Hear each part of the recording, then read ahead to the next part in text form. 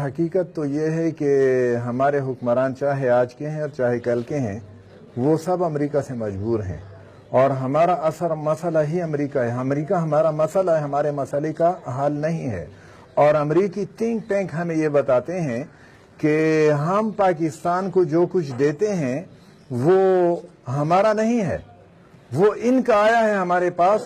اور وہ ان کو سود پہ دیتے ہیں، اصل ذرا بھی وصول کرتے ہیں اور سود بھی وصول کرتے ہیں، اور ہم جکڑے ہوئے ہیں۔ اور ہم تو اپنے حکمرانوں سے بھی اور اپنے جرنیلوں سے بھی یہی درخواست کرتے ہیں کہ از برائے خدا اپنے وسائل پہ بھروسہ کر لیجئے، توکل کر لیجئے۔ اللہ نے اس ملک میں سب کچھ پیدا کیا ہے، اور امریکہ سے اپنا ہاتھ چھڑا لیجئے، یہ ہمارے لیے آزادی کا دن ہوگا۔ حقیقت یہ ہے کہ جس دن یہ اعلان ہو گیا کہ پاکستان کو کوئی قرضہ نہیں دے گا، پاکستان کی ترقی کا دن وہ ہوگا۔ اس وقت جو مسئلہ بہت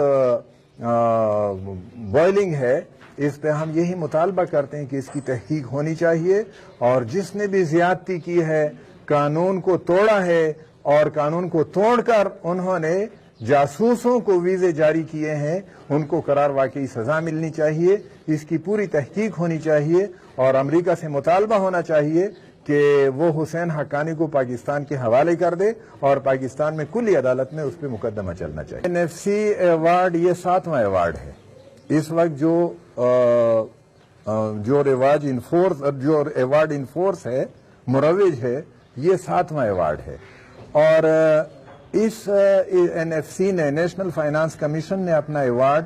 دسمبر 2009 میں مکمل کیا تھا، اور صدر نے اس پہ دستخط کر دی، اور 1 جولائی 2010 سے یہ نافذ العمل ہے۔ اور اس کے بعد پھر 8واں ایوارڈ، 8واں NFC تشکیل دیا گیا، 8واں نیشنل فائنانس کمیشن تشکیل دے دیا گیا، لیکن 8ویں کمیشن نے کوئی ایوارڈ نہیں دیا، اور وہی 7واں ایوارڈ چلتا رہا، اور 1 جولائی 2010 سے 30 جون 2015 تک اس کے 5 سال مکمل ہو گئے۔ اب ہمیں ذرا یہ قانونی پیچیدگی ہے، اور اپنے صوبے کی سطح پہ ہم یہ مشورہ کر رہے ہیں کہ ہمیں سپریم کورٹ کا دروازہ کھٹکھٹانا چاہیے کہ وہ آئین کی تشریح کرے۔ آئین میں یہ بات تو لکھی ہوئی موجود ہے کہ NFC، نیشنل فائنانس کمیشن، اس کی تشکیل 5 سال کے لیے ہوگی، لیکن اس بات پہ آئین خاموش ہے کہ یہ ایوارڈ کب تک ہوگا،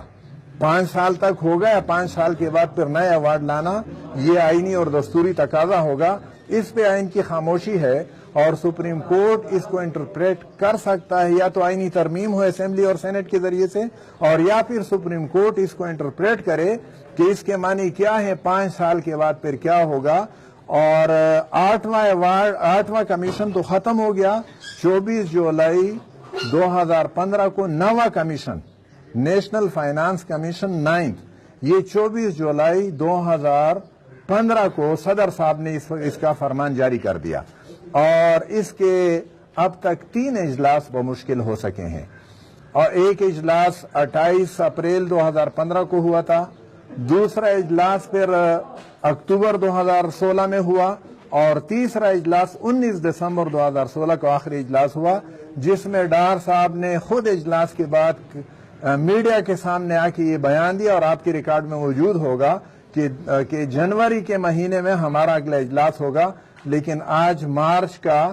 3 عشرہ جاری ہے اور کوئی اجلاس نہیں ہوا۔ اس میں وفاقی حکومت، حقیقت یہ ہے کہ صوبوں کے ساتھ بہت زیادتی کر رہا ہے، بالخصوص 18ویں ترمیم پاس ہونے کے بعد، کہ جس میں صوبوں پہ مالی بوجھ بڑھ گیا ہے، اور وفاق سے مالی بوجھ گھٹ گیا ہے، اور نیا ایوارڈ آنا چاہیے، لیکن وفاقی حکومت اس میں روڑے اٹکا رہا ہے۔ اور ہم تو مطالبے کیے جا رہے ہیں، دوسرے صوبوں سے بھی ہم یہ درخواست کرتے ہیں، دوسروں صوبوں کی طرف سے بھی یہ مطالبہ ہے کہ روزانہ کی بنیاد پہ NFC کا اجلاس ہونا چاہیے، تاکہ جلد سے جلد نئے ایوارڈ آئے، اور یہ نیا بجٹ جو ہے نئے ایوارڈ کے تحت آنا چاہیے۔ لیکن وفاقی حکومت، اس میں ان کو یہ خدشہ ہے کہ ان کا حصہ گھٹے گا اور صوبوں کا حصہ بڑھے گا، اس لیے وہ اس میں رکاوٹیں ڈال رہا ہے۔ یعنی اس میں انہوں نے 19 دسمبر کو یہ تجویز پیش کی کہ یہ CCI میں یہ تجویز آئی تھی کہ کونسل آف کامن انٹرسٹ میں فاٹا کے لیے 3% کا مطالبہ ہوا تھا، تو سی سی آئی میں یہ بات کہی گئی کہ یہ تو سی سی آئی کا موضوع نہیں ہے، یہ تو این ایف سی کا موضوع ہے، اس لیے اس کو این ایف سی کے پاس بھیجنا چاہیے۔ اس میں پھر فائنانس ڈویژن نے مزید اضافہ کیا کہ 4% فاٹا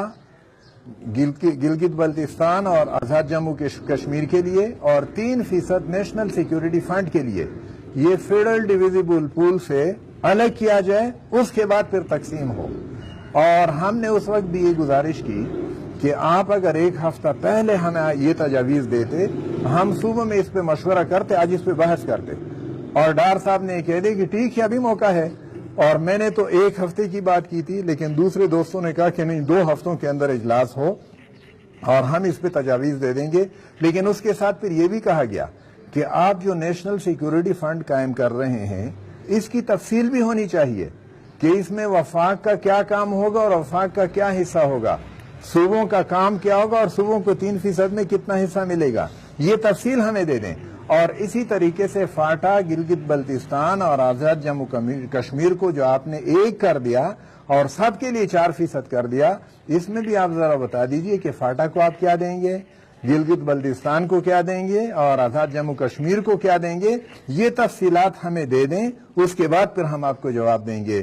ان کی طرف سے کوئی تفصیل نہیں آئی، جو تفصیل آئی ہے وہی ہے جو انہوں نے 19 دسمبر کو ہمارے سامنے پیش کی تھی، اور اس پہ ہم نے کہا کہ اس پہ تو ہم اس کی تائید نہیں کر سکتے، اور آپ اجلاس بلائیں، اس میں آپ اپنی دلیل بھی سنیں اور ہماری دلیل بھی سنیں، اور اس کے بعد پھر کسی نتیجے پہ پہنچیں گے۔ یعنی ہم نے اس کو مسترد نہیں کیا، لیکن اس پہ ابھی بحث جاری ہے، اور اس بحث کے لیے وفاق تیار نہیں ہے کہ اجلاس بلائے اور اس میں اپنی بات بھی دلیل سے پیش کیا اور ہماری بات بھی دلیل سے سنیں۔ یقیناً یہ اس وقت ہندوستان کی طرف سے تو یہ کوششیں جاری ہے کہ ہندوستان کو مستقل ممبرشپ دی جائے سیکیورٹی کونسل کی، جبکہ مسلمانوں میں یہ دم خم نہیں ہے کہ وہ بھی یہ مطالبہ کریں۔ میں سمجھتا ہوں کہ مسلمانوں کو یہ مطالبہ کرنا چاہیے کہ کم از کم ایک مسلمان ملک یا پورے OIC کو، آرگنائزیشن آف اسلامک کنٹریز کو، مستقل ممبر کی حیثیت سے نمائندگی ملنی چاہیے اور اس کو بھی ویٹو پاور ہونا چاہیے، اور اس کے لیے اس بات کی بھی ضرورت ہے کہ مسلمان ممالک بھی آپس میں مل بیٹھ کے کوئی کام کریں اور آپس میں ایک بات بنائیں، اس طریقے سے ان کے قدر میں بھی اضافہ ہوگا۔ شکریہ۔